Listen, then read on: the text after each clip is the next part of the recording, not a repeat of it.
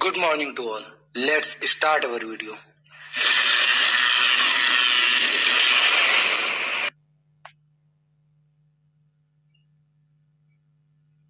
जैसा कि हमने अपनी कल की वीडियो में किरचॉफ के नियम के बारे में पढ़ा था, तो आज हम किरचॉफ के नियम से रिलेटेड जो आंकिक प्रश्न होंगे हम उनको समझेंगे आज।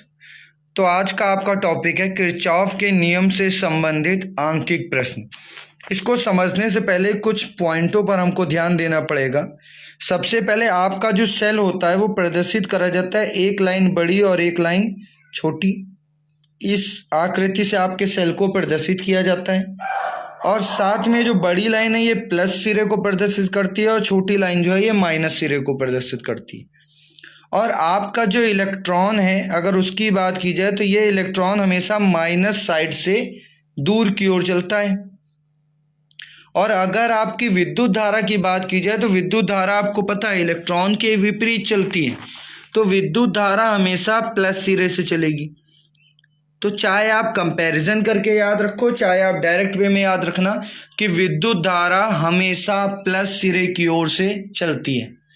तो क्वेश्चन में आपका एक परिपथ दिया होगा, हम परिपथ में देखेंगे कितने सेल हैं और सेल के अकॉर्डिंग हम विद्युत धारा को मान लेंगे। जैसे मान लीजिए ये सेल दे रखा गया है, पहला सेल है, तो इसकी विद्युत धारा को हम लोग मान लेंगे I1।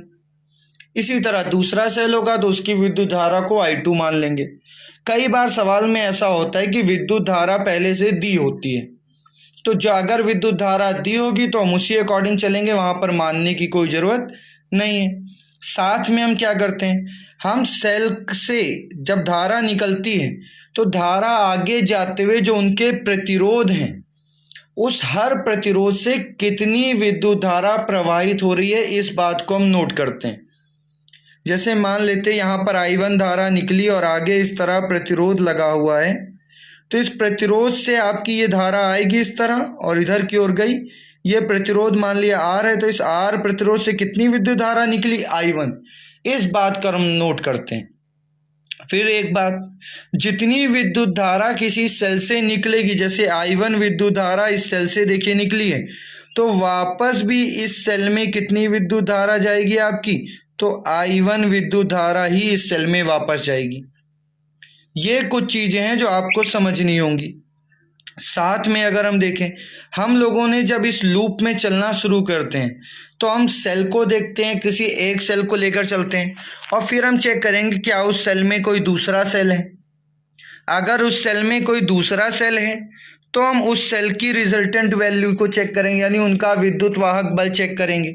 वो कैसे चेक करेंगे, एक सेल मान लीजिए आपका ये था, ये साइड बड़ी है, विद्युत धारा इधर से ही निकलेगी।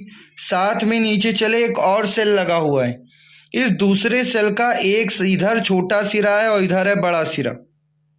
अब हम इधर से जब चले तो बड़े सिरा यानी पॉजिटिव सिरा जाके निगेटिव से जुड़ा, मतलब ये क्रम सही है। हम लोग को भी पता है जब हम बैटरी को कनेक्ट करते हैं तो पॉजिटिव सिरा निगेटिव से कनेक्ट करते हैं और निगेटिव सिरा पॉजिटिव से, तो ये आपका कनेक्शन सही है। यानी इसका अगर विद्युत वाहक बल E1 होता और इसका विद्युत वाहक बल E2 होता तो इनका बीजगणितीय योग हो जाता आपका E1 प्लस E2। इसी जगह अगर आपका जो ये सेल है ये आपका अपोजिट लगा होता,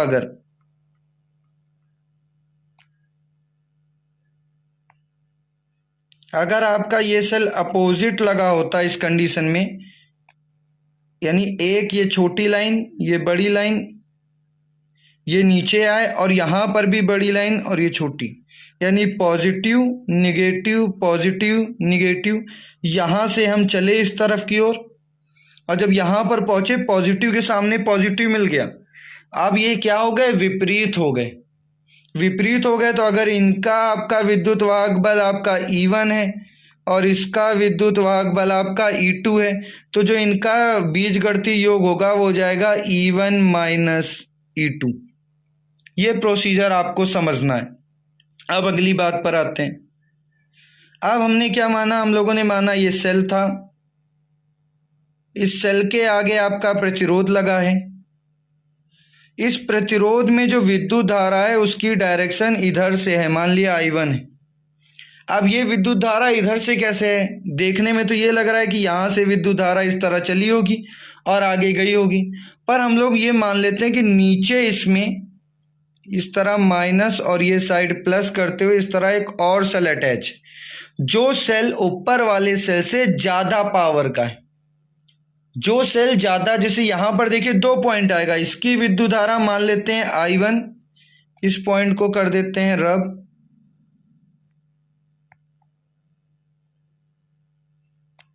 इसकी विद्युत धारा को मान लिया I1, ये आई आपके नीचे, और इस दूसरे सेल की विद्युत धारा को हमने मान लिया I2। दो विद्युत धारा और ये भी विद्युत धारा घूम के इधर आएगी और ये जाएगी विद्युत धारा इधर, दोनों विद्युत धारा आमने सामने हो गई।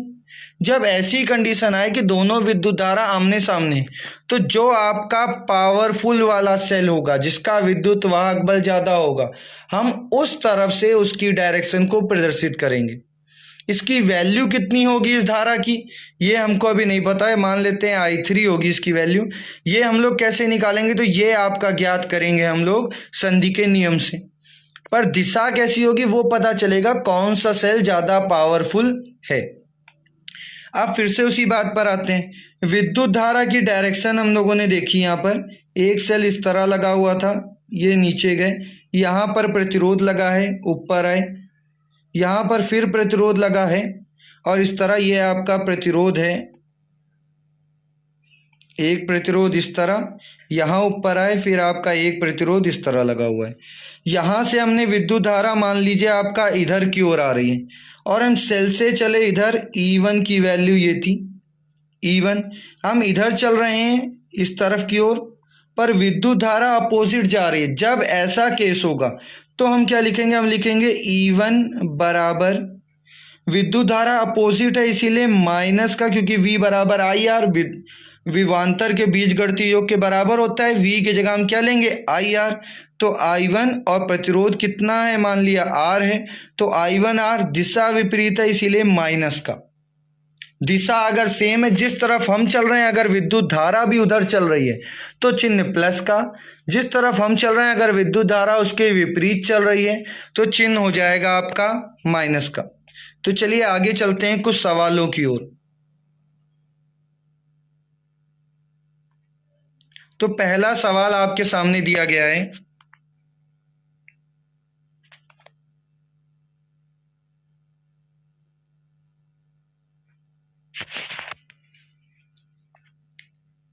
एक सेकंड वेट कीजिए, आपका सवाल आ गया। आपका सवाल आपका कह रहा है, संलग्न परिपथ में I1, I2 व I3 का मान ज्ञात कीजिए। एक परिपथ दे रखा गया और आपसे I1, I2 और I3 का मान पूछ रखा है। परिपथ को अगर आप ध्यान से देखो तो इसमें 2 लूप हैं।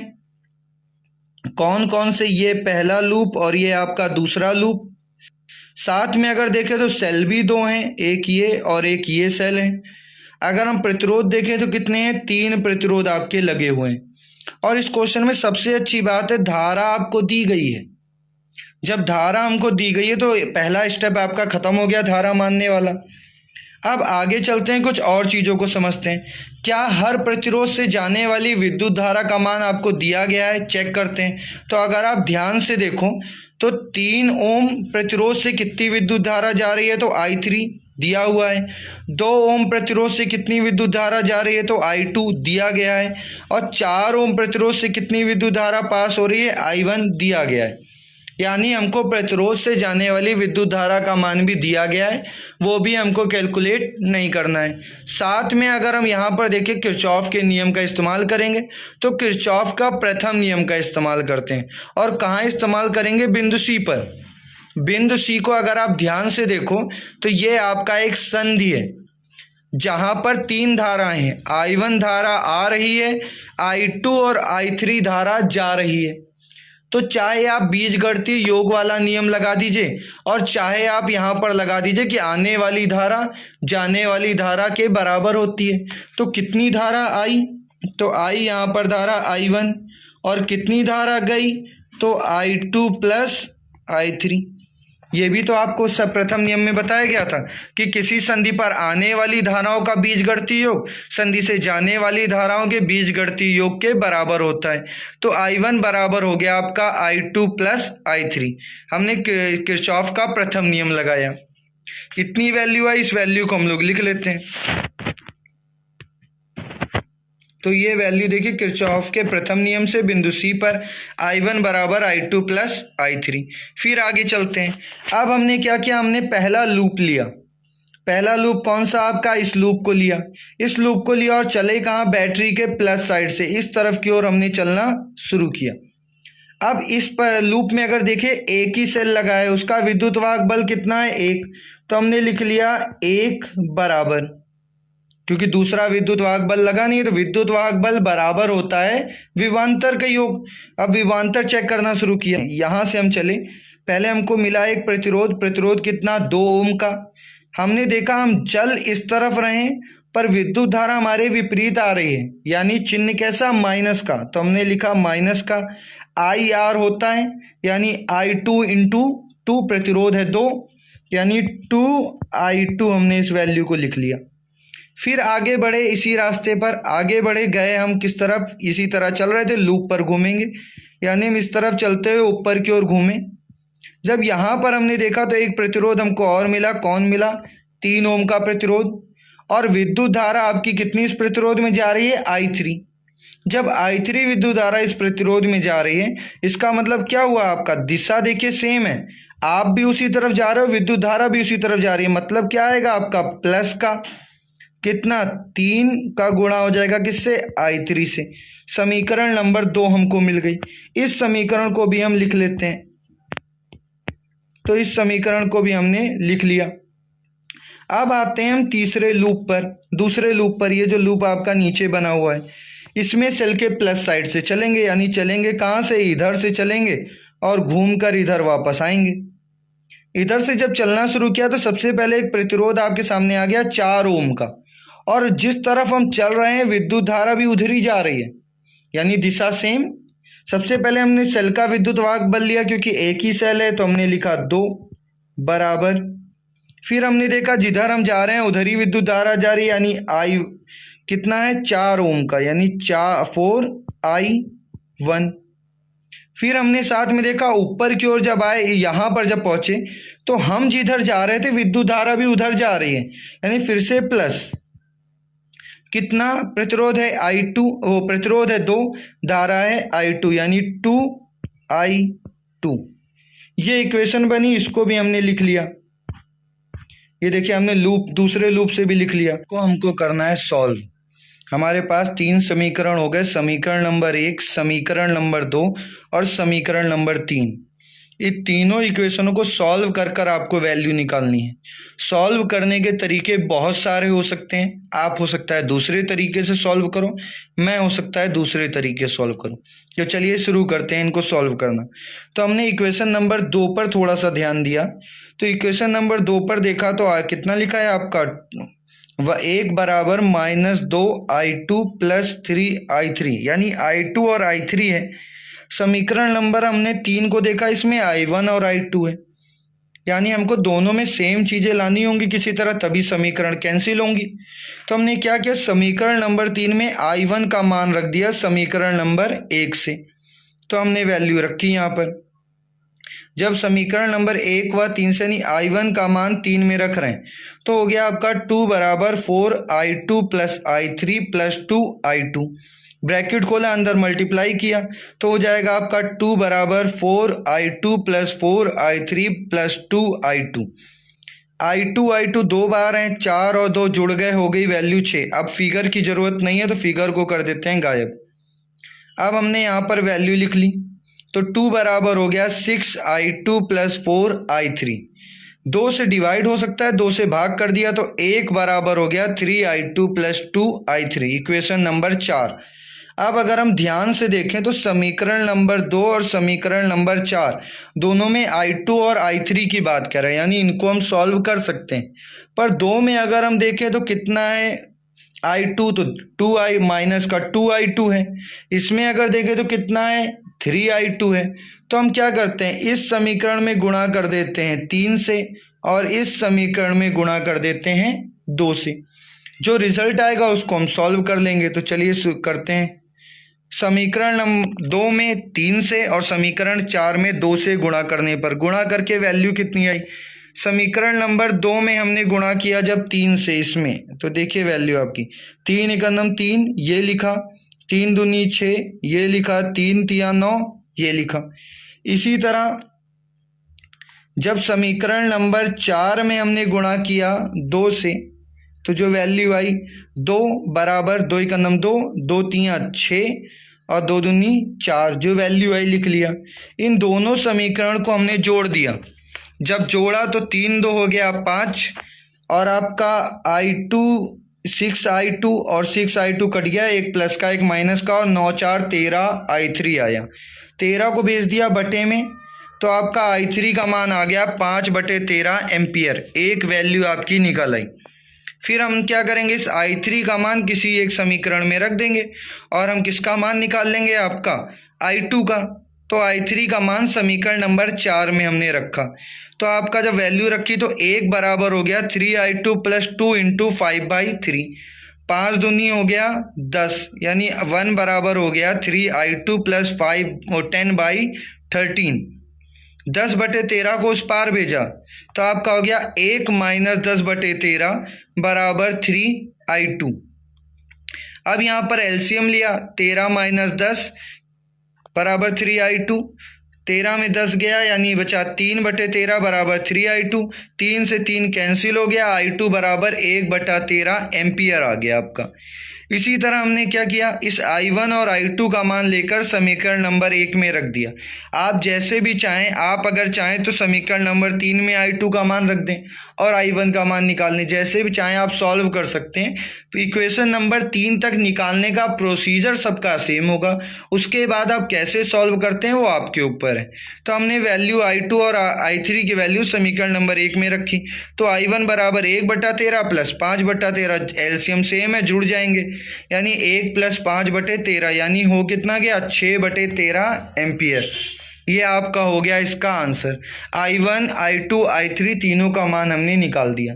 अब ये क्वेश्चन आपके एग्जाम में 3 नंबर में भी आ सकता था या 5 नंबर में भी आ सकता था, पर किरचॉफ का नियम किसी ना किसी रूप में आपको पेपर में देखने को जरूर मिलेगा। साथ में आपको एक क्वेश्चन दे देते हैं, वो क्वेश्चन आप चाहें तो घर से लगा सकते हैं, अगर आप लगा पाएँ। नहीं लगा पाएंगे तो नेक्स्ट वीडियो में वो क्वेश्चन आपको समझाया जाएगा। तो क्वेश्चन आपका कुछ इस प्रकार है, संलग्न परिपथ में धारा i1 i2 और i3 का मान निकालना है और ab के बीच में विभवांतर ज्ञात करना है। आप अगर विभवांतर ना भी ज्ञात कर पाएँ तो i1 i2 i3 के बीच में जो i1 i2 i3 का मान है वो निकालने की कोशिश जरूर करिएगा। परिपथ आपके सामने ये दिया गया, इस परिपथ में आपका 3 सेल लगा है और फिर से तीनों सेल से निकलने वाली विद्युत धारा का मान आपको दे रखा गया। पहले सेल से कितनी i1, दूसरे सेल से कितनी i2, तीसरे सेल से कितनी i3। कुछ पॉइंट आपके काम के उनको समझ लीजिए। आपको जैसे बताया गया था, जिस सेल से जितनी धारा निकलती है उतनी सेल में जाएगी, यानी इस सेल से i1 निकली तो वापस कितनी जाएगी आपकी i1, इस सेल से i2 निकली तो वापस कितनी जाएगी i2, इस सेल से i3 निकली तो वापस कितनी जाएगी i3। यानी हर प्रतिरोध से जाने वाली विद्युत धारा का मान आपको पता चल गया। ठीक है, उसके बाद अगर हम बात करें डायरेक्ट संधि की बात कर लेते हैं, तो संधि हो कहाँ पे रही है, तो इस वाले फिगर में बिंदु A पर संधि हो रही है। देखिए ऊपर से i1 धारा आ रही है, इधर से i2 धारा आ रही है और इधर से i3 धारा आ रही है। तीनों धारा संधि पर आ रही हैं।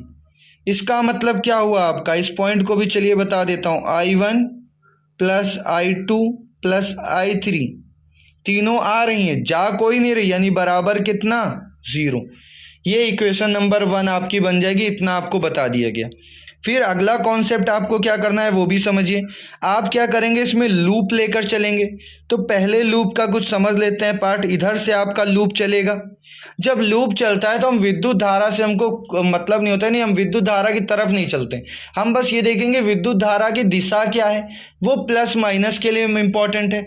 बाकी हम जब लूप लेकर चलते हैं तो हम लूप की दिशा में आगे बढ़ेंगे। तो प्लस वाले सिरे से लूप लेकर चले। हमने जब देखा तो 10 वोल्ट की बैटरी लगी है, विभवांतर 10 वोल्ट है इसका, यानी विद्युत वाहक बल, तो 10 लिखा। फिर देखा नीचे आते हुए इसी लूप पर जब आगे बढ़े तो देखा प्लस की तरफ प्लस है, यानी विपरीत हो गया, यानी कितना, -4, तो 10 - 4 हो गया। फिर हम आगे जब बढ़े तो हमने देखा कि हम जा रहे हैं इस लूप पर, फिर से लिख देते हैं। तो हमने देखा 10 - 4, ये हो गया विद्युत वाहक बल। फिर हमने इस लूप पर देखा कि हम तो जा रहे हैं किधर की ओर, इस डायरेक्शन की ओर, पर आप अगर यहाँ पर देखो तो I2 धारा निकल रही है, वापस भी कितनी आएगी, I2। तो I2 धारा हमारे विपरीत हो गई, हम जिधर जा रहे हैं उसके विपरीत हो गई, इसीलिए -2I2 हो गया। इसी तरह ऊपर की ओर जब हम चले तो इस सेल से I1 निकली थी, तो वापस कितनी जाएगी आपकी, I1 ही जाएगी। तो हम जिधर जा रहे हैं धारा भी उधर जा रही है, यानी +3I1 हो गया। ये हो गया आपका 6 में 10 में 4 गया, यानी 6, और -2I1 + 2I2 +3I1। इसी तरह समीकरण नंबर 1 निकला। इसी तरह समीकरण आप और निकालेंगे नीचे दूसरे लूप से और उसको सॉल्व करेंगे और आपका वैल्यूज आ जाएंगी।